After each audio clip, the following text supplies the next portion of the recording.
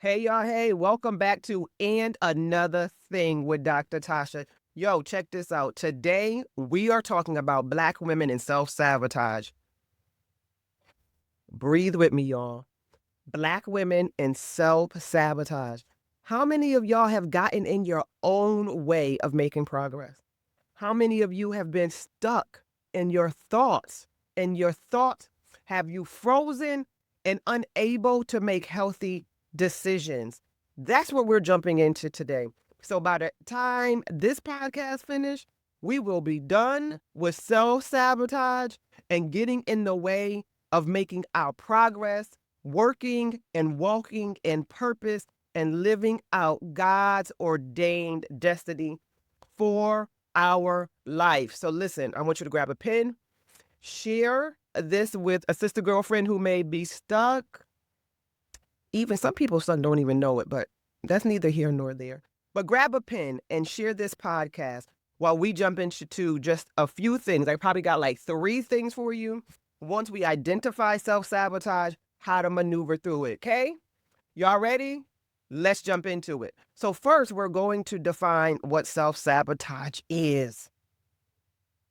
Self-sabotage refers to behaviors, thoughts, and patterns that undermine one's success or well-being. Behaviors, thoughts, and patterns. Behaviors, thoughts, and patterns that undermines one's success and well-being. I know you like, cool, Dr. Tosh, but how that showing up in my life, right? There are common forms of self-sabotage: procrastination, perfectionism, overworking, negative self-talk, and might I add, living in self-betrayal.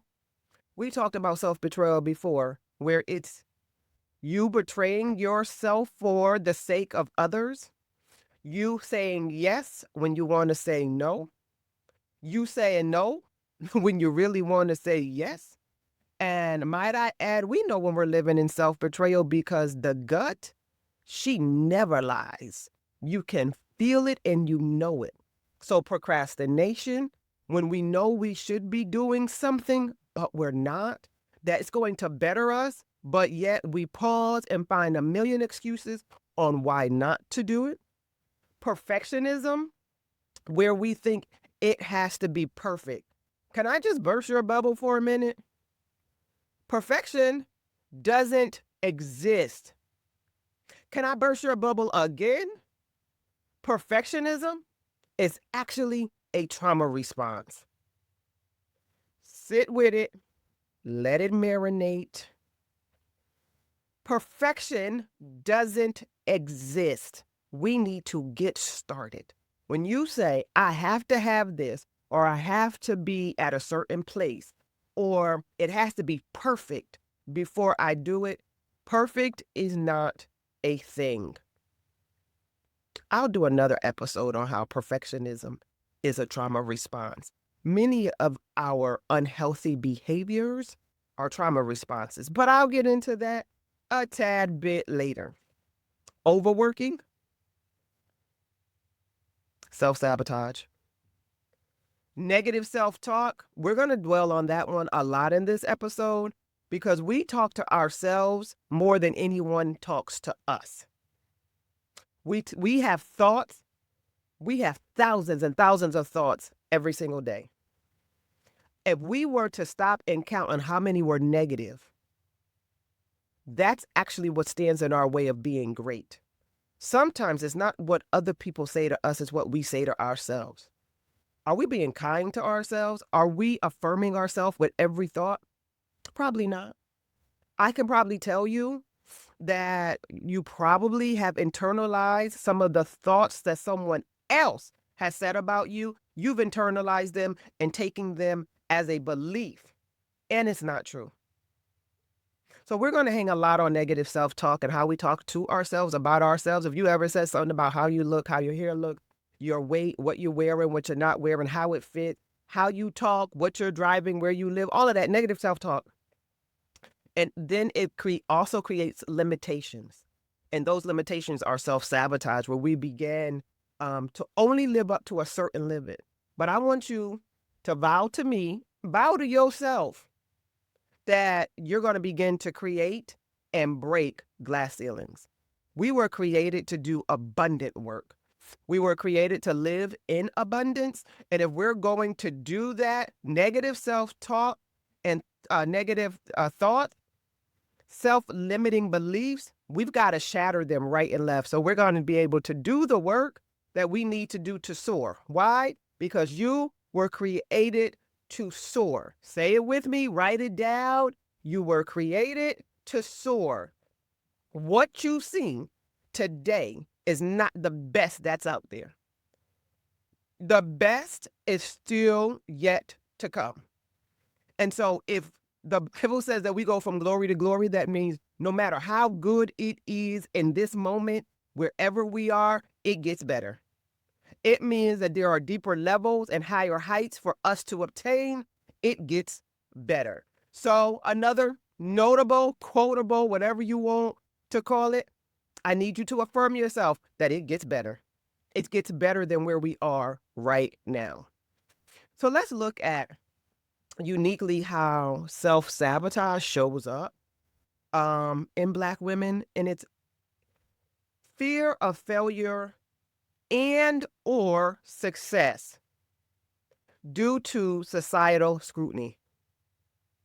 I know I said a mouthful right there. Fear of failure we can easily recognize because we come up with so many what ifs, right? But what if it doesn't work? And what if it's this? My guy, Myron Golden, says, of course it's going to work because I'm going to work it, right? So there's not many things that I'm believing isn't going to work. The plan will work because I'm working it. So listen, we set that aside. So fear of failure, fear of success is a little harder to recognize. That usually takes some processing, some peeling back of layers into why I am not doing what I need to do, or where I say I want to succeed, but yet I'm not doing the work. And it could be fear of success. Success comes with some level of visibility somewhere. And if our trauma says that we need to be small, sit in a corner with dim lights, when I'm saying, y'all, let's live out here and go full wattage, you like, yo, that means people gonna see me. And when people see me, they'll see my flaws. That is a form of self-sabotage. And it also can fall under the guise of this perfectionism, right? I have to be perfect. You do not. You actually have to be human. And because you're human, you come with flaws. And it's okay. It's okay to have flaws. Everybody got them. And if they say they don't, they lying. But we just let them lie. It's cool. Another way that self-sabotage shows up, feeling unworthy of opportunity despite qualifications. Imposter syndrome. Imposter syndrome. When we working, no matter how hard we work, no matter the degrees that we have, the certificates, right? The knowledge, the lived and the learned experience, we still walk in and saying, yeah, I don't deserve this. Let me tell you something. Hello, people. Hello. You deserve that and more. Listen, the scars and the battle wounds that we've had to get to where we are, you deserve that and more. So imposter syndrome comes when we are trying. So when we just don't believe that we deserve opportunities that come our way. But you know, I'm affirmation queen, so we got an affirmation for everything. Affirm to yourself, I deserve this and more. I am worthy of every opportunity that comes my way. Pause, write it. Because, and another thing, you are worth winning. You are worth every bit of success that comes your way. Another way that it shows up: overcompensation due to superwoman schema or strong black women. That strong black woman persona goes directly against your humanity. The strong black woman persona says that I can take on the cares of the world and I'm able to bear it all without feeling tired, worn out, without saying, I've had enough. Without help, I carry it so I don't let my mom down, my family down, society, the job. The more they put on my plate, I can handle it all. And guess what? It's a lie. It's a lie, and it's a big lie. Real talk. Because we're human and we weren't meant to carry it all.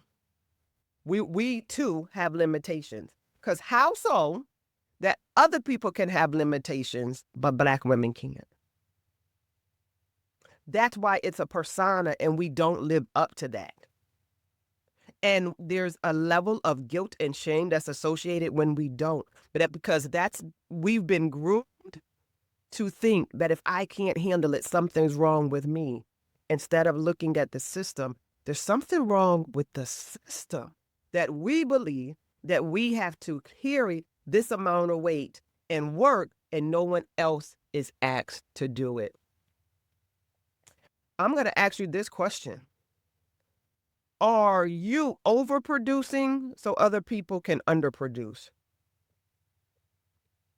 And if your answer to my question is yes, I do overproduce, stop it. Stop it. Allow for equal distribution of work and task. You do what you do and you let others do what they gonna do, okay? So the days of us overproducing and being the go-to, trauma response again, I'm going to do an episode on some of these trauma responses that we've normalized that actually hurt us in the process. But it's a trauma response and it's a boundary issue. And so why do we then not enforce our boundaries even though we want to? We got that self-sabotage. We're too busy appearing strong, capable, and independent, super independent at all times, which is sabotaging. Because listen, if we're overproducing for everyone else, the things that we're actually made to do, the purpose that we're supposed to be walking in, then pray tell me, somebody tell me, how are we showing up healthy and with capacity to operate in purpose? Because we too, as I said earlier, we're a limited resource. And if we're a limited resource to people, how then can I operate in my full potential if I'm too busy being overproductive so people can underproduce? Stop it. Knock it off. They'll be okay. Listen, I know I'm giving you a lot, but if we can look at ways in which we can overcome self-sabotage, listen, I'm going to give you 5 questions. And I want you to kind of meditate on the 5 questions, right? And so the question is, number 1, am I avoiding or procrastinating doing tasks due to fear of failure? Do I downplay my achievements or feel like I don't deserve success? Am I holding myself to impossible standards? That's a big one. That's a big one. I want you to look at that. I want you to look at, have I or am I living someone else's life and using their checklist for my life? Am I holding up someone else's standards?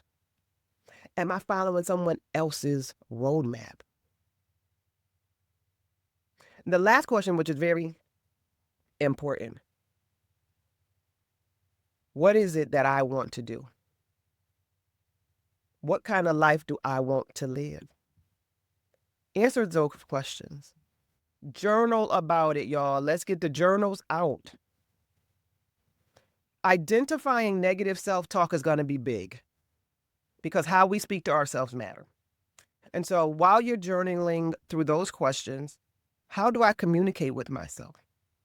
And if you find that you are communicating, most of your communication is through negative self-talk, I want you to, every time you have a negative thought about yourself, I want you to counter it with an affirmation. You know what I do? When I feel the negative talk coming up, even now, because everybody has it because thoughts just come, I use scripture, right? And so I go to the Bible and I have a set of scriptures that actually challenge what the thought is, and I add no value to that thought. We can only manage the mind, we cannot control the mind. So I don't care what level you are on in this journey and on this journey, it doesn't matter because we can only manage the mind, not control it. Your mind will come up with thousands and thousands of thoughts a day, but we don't have to add value to them. We can begin to pay attention to what we're thinking. I want you to then look at boundaries. Am I saying yes when I want to say no, and why am I doing that? Sometimes that might require getting into therapy, having a conversation if you already have a therapist, talking to your good girlfriends, really just identifying the issues behind poor boundaries. Because once you begin to enforce boundaries, you empower yourself. Not enforcing boundary gives away your power. We want all of it. We want to be in control of ourselves and no one else. So listen, I hope that you have learned something today with And Another Thing with Dr. Tasha, because listen, we're coming in hot and heavy to do the work so that we can heal and grow together. Heal and grow together. Listen, if this has helped you, I really, really, really want to hear from you. I want to listen, tag me in social media how this is helpful. Send me a DM. Let's talk. You can also email at any time, info@drnatashabooker.com. And I want to hear from you. We want to help you through this journey, right? If you need a therapist, get out there. Therapyforblackgirls.com is the one and the two. Find you someone to help navigate. Listen, share your story. Share your story and use a hashtag unleashing. Listen, I'm with you. I'm your girl, Dr. Tosh. Stay tuned for our next episode. Like and share with this. Thanks much. Have a great day.